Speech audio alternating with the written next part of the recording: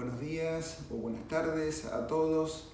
En primer lugar, como presidente de la Federación Española de Medicina Integrativa, quiero agradecer profundamente el haberme invitado a este tan trascendental evento. Y digo trascendental porque estamos celebrando 2 décadas de la existencia de la Asociación Argentina de Medicina Integrativa, una verdadera pionera, institución pionera en América, que surgió en los albores mismos del inicio de la medicina integrativa, con marcada influencia de destacadas figuras de Estados Unidos como el profesor Andrew Weil y la maravillosa escuela que ha creado. De verdad, felicitaciones y enhorabuena por tantos años tan fructíferos y tan importantes en la contribución de lo que es hoy en día la medicina integrativa a nivel mundial. El tema que me convoca es la neuromodulación, y para comenzar creo que lo más importante es empezar por la definición.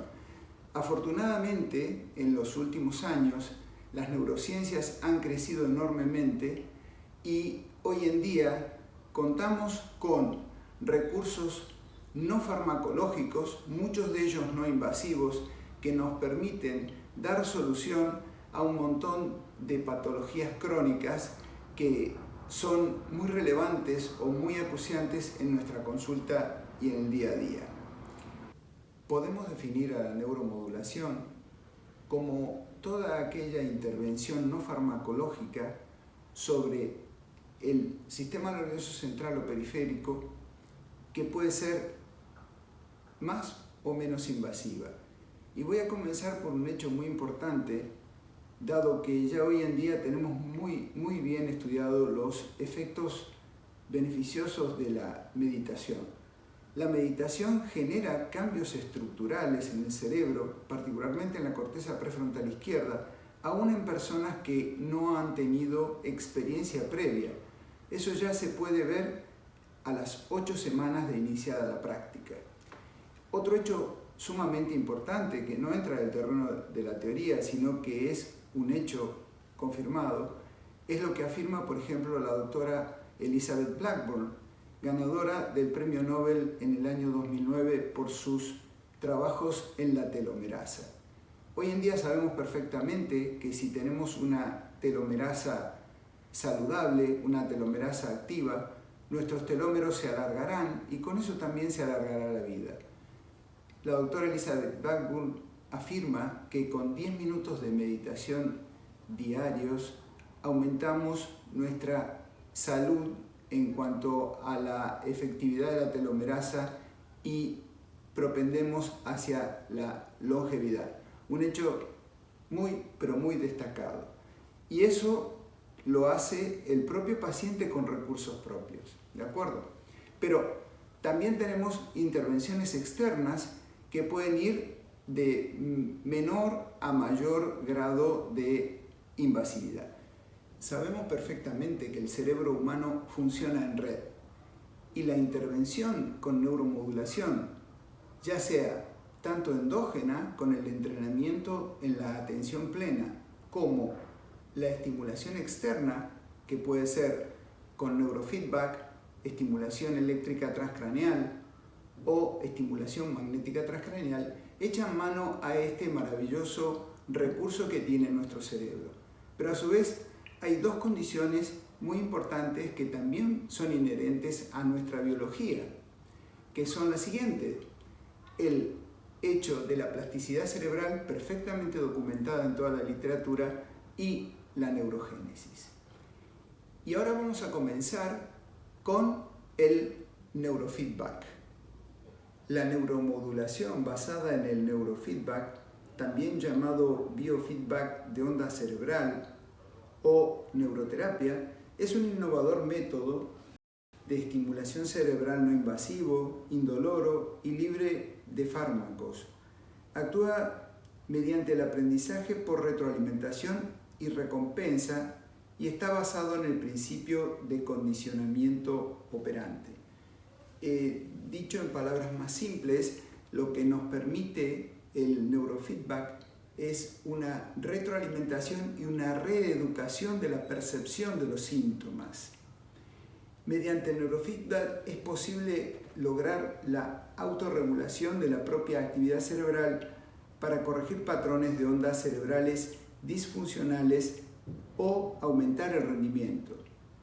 El neurofeedback es empleado como recurso terapéutico en un número muy amplio y diverso de patologías crónicas.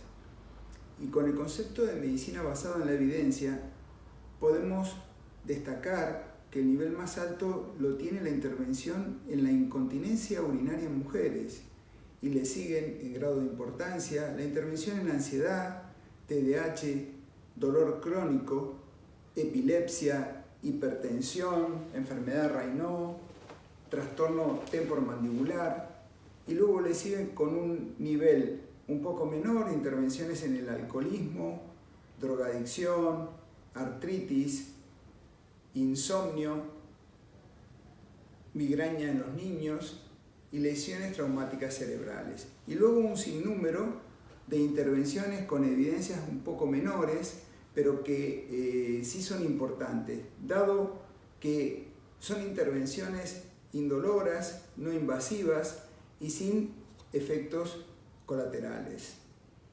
Y ahora nos toca hablar acerca de la estimulación eléctrica transcraneal. La estimulación eléctrica transcraneal es un método de tratamiento no invasivo que utiliza una corriente continua muy débil que atraviesa el cráneo hasta llegar al cerebro y actúa a través de dos electrodos, un ánodo y un cátodo, colocados sobre la cabeza. La corriente que se aplica tiene un efecto inhibitorio o excitatorio sobre la actividad cortical del cerebro, dependiendo de su intensidad, duración y sobre su polaridad. En este sentido, se produce una modificación del potencial de membrana que estimula o inhibe la transmisión de la información. De esta forma, se pueden modificar de forma específica los niveles neuronales de excitabilidad y de actividad. Los estudios demuestran efectos terapéuticos muy prometedores para tratar la depresión, el dolor crónico, trastornos neuromotores, déficit de atención y daño cerebral, entre otros. Con respecto a la estimulación magnética transcraneal, podemos decir que es un procedimiento no invasivo que aplica campos magnéticos en la corteza cerebral con el fin de tratar los síntomas de la depresión severa reactiva. La estimulación magnética transcraneal suele emplearse cuando los demás tratamientos para la depresión no han resultado efectivos. Durante una sesión de estimulación magnética transcraneal, se coloca una bobina electromagnética sobre el cuero cabelludo, cerca de la frente, y el electroimán emite pulsos magnéticos sin causar dolor que estimulan las células nerviosas en la región del cerebro que controla el estado de ánimo y la depresión. Se cree que activa regiones del cerebro que tienen actividad disminuida en las personas con depresión. Luego de 5 años de entrenamiento, siguiendo el modelo del MD Anderson Cancer Center, decidimos iniciar nuestra actividad en la medicina integrativa en hospitales privados de Las Palmas de Gran Canaria.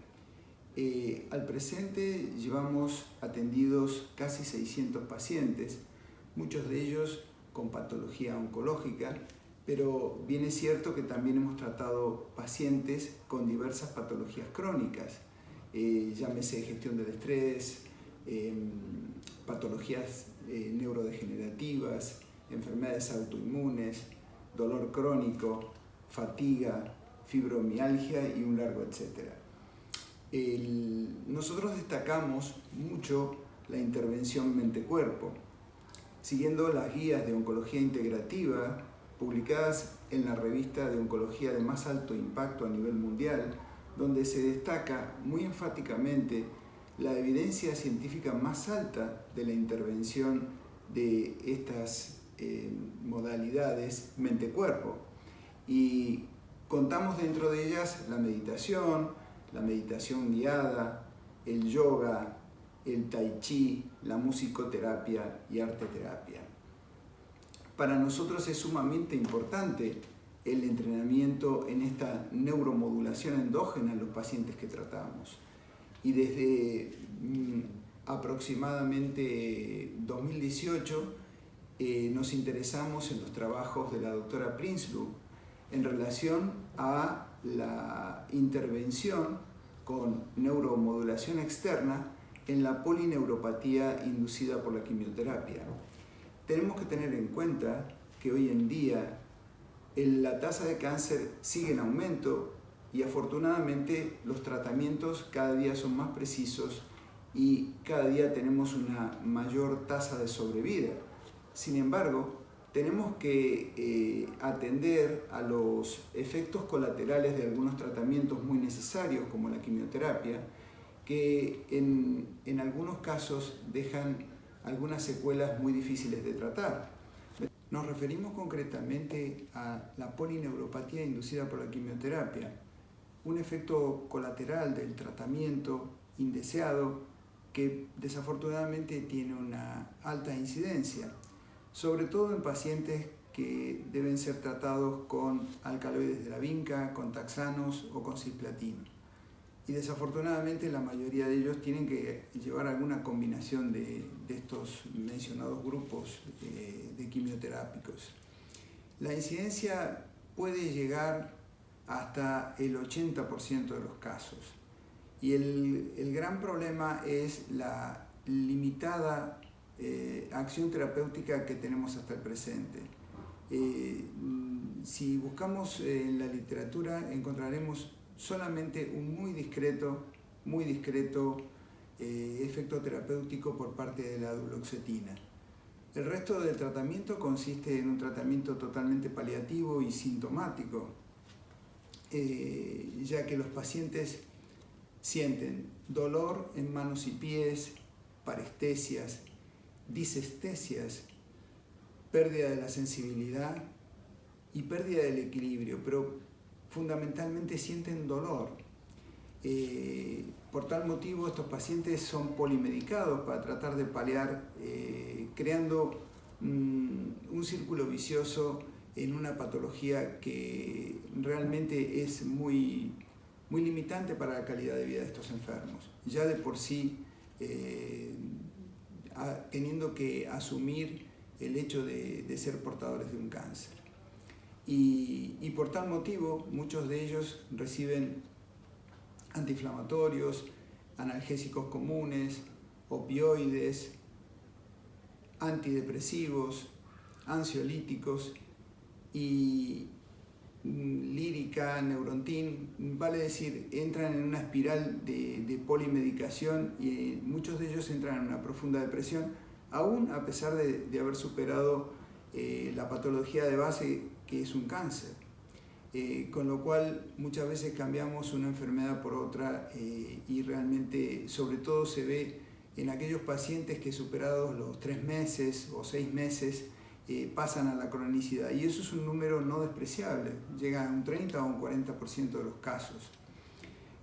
Por tal motivo, nosotros creemos muy importante seguir investigando este tipo de abordaje en los pacientes que sufren esta limitante patología. Siguiendo los lineamientos de la doctora Prinsloo y la utilización del neurofeedback, nosotros diseñamos un trabajo tratando de eliminar el efecto placebo o de eliminar las interpretaciones finales, porque el neurofeedback tiene esa limitante. Es muy difícil, como es un entrenamiento autógeno, es muy difícil comparar. Entonces, para comparar los resultados, los autores suelen hacerlo con base de datos con gran número de casos. Y por tal motivo hemos diseñado un protocolo aprobado por la Universidad de La Laguna que consiste en la utilización del neurofeedback y de la estimulación eléctrica transcraneal en el grupo terapéutico, pero la estimulación eléctrica transcraneal placebo en el grupo control. De manera tal que nos permitirá, o eso es lo que nosotros esperamos, tener mayor precisión en cuanto a la interpretación de los resultados. El protocolo en estos momentos ya está cerrado y estamos recabando los datos y esperamos obtener, confirmar nuestra hipótesis, nuestra línea de investigación. Luego de recibir el consentimiento informado, los pacientes son sometidos a un electroencefalograma de 19 canales que puede arrojar datos cuantitativos en cuanto a la comparación en el pre y el post tratamiento, o en el pre y el post en el grupo control, y de esa manera poder ser más exactos en la interpretación de los resultados.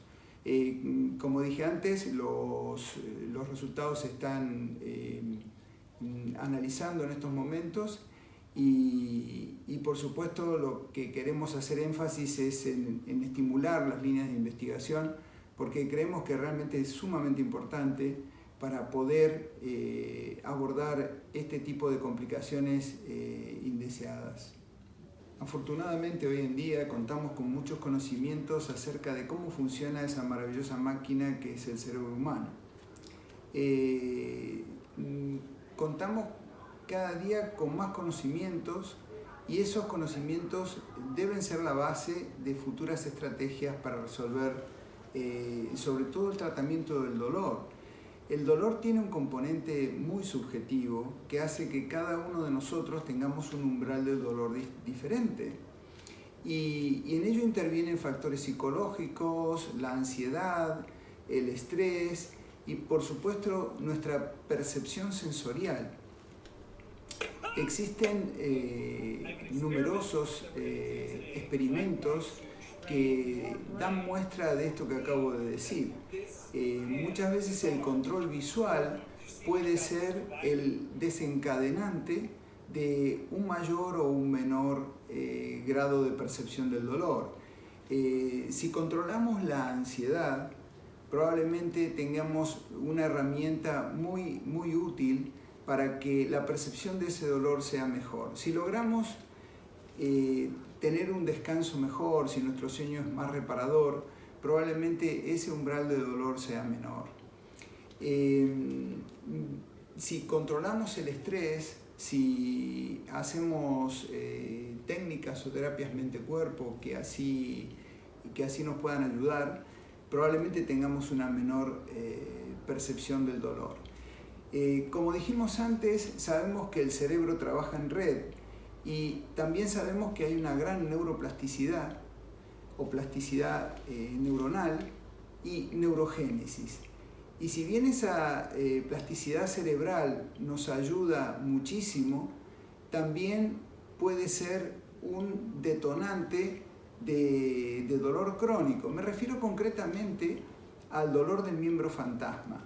Es una patología muy difícil de abordar, pero se ha descubierto, gracias a los trabajos excelentes del doctor Ramachandran en la Universidad de San Diego, que eso se produce probablemente por una neuroplasticidad mal dirigida.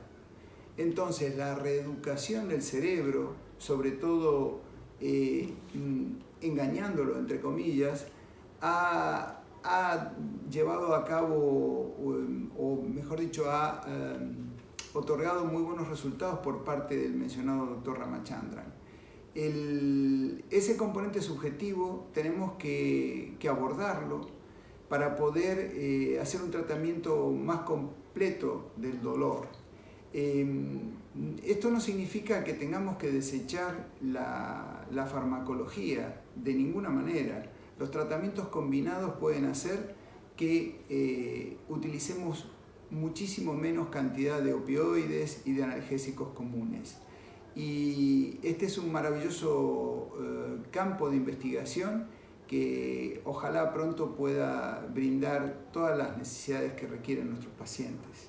Y ahora, para finalizar, y siendo muy respetuoso con el tiempo que me han asignado para esta ponencia, quiero compartir con todos ustedes un hecho que me emociona profundamente porque es la continuación de la investigación en el hospital público.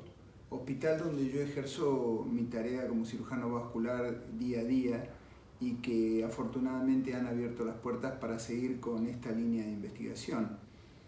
El pasado 1 de septiembre, el Comité Ético de nuestro hospital ha aceptado el trabajo que hemos propuesto. Se trata de una variante de estas líneas de investigación que estamos llevando a cabo. Se trata de evaluar la respuesta a la percepción del dolor en los pacientes con poliquimioterapia y con neuropatía periférica inducida por la misma, empleando, por un lado, la estimulación eléctrica transcraneal y, por otro lado, empleando la estimulación eléctrica transcraneal sumado al yoga tibetano. Habida cuenta de la importancia del yoga a nivel investigativo en los pacientes con cáncer, favoreciendo notablemente la calidad de vida y la calidad de sueño, hemos decidido emplear las técnicas que nos ha enseñado nuestro querido amigo y maestro, el doctor Alejandro Choul. Y el estudio, bueno, comenzará entre noviembre y abril del año 2023. Y para nosotros, por supuesto, es un motivo de enorme satisfacción porque que se vayan abriendo las puertas de los hospitales públicos en España realmente es un motivo de celebración. Y para finalizar, quiero expresar mi profunda gratitud tanto a los magníficos ponentes de este evento que me ha tocado el honor de acompañar, como a todos los asistentes, y en especial un fuerte abrazo a Susie Reich, gestora de este magnífico proyecto, y por supuesto un abrazo muy fuerte a toda la comisión directiva de la Asociación Argentina de Medicina Integrativa, y mil gracias por formar parte de la Federación Española de Medicina Integrativa, estrechando lazos y estrechando abrazos a la distancia. Muchísimas gracias.